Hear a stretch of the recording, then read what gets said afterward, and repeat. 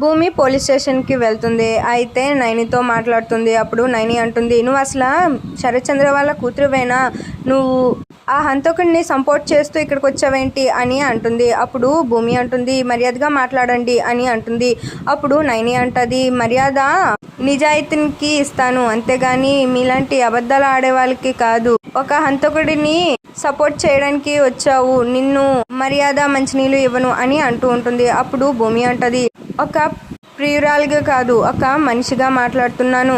అతను అలాంటి మనిషి కాదు, ఒకరిని చంపే చెడ్డవాళ్ళు కాదు అని అంటూ ఉంటుంది. అప్పుడు నైని అంటుంది, నిన్ను దక్కించుకోవడం కోసం అతన్ని చంపాలని చూశాడు అని నైని భూమితో అంటుంది. అప్పుడు భూమి అంటుంది, కొన్ని రోజుల్లోనే నేను నిరూపిస్తాను, అతను శరత్ చంద్రని చంపాలని రాని అంటూ ఉంటుంది. అప్పుడు నైని అంటుంది, అతను కావాలని మీ నాన్నని చంపాలని చూశాడు, అందుకే నేరస్తుడిగా ఉన్నాడు అని ఛాలెంజ్ చేస్తుంది.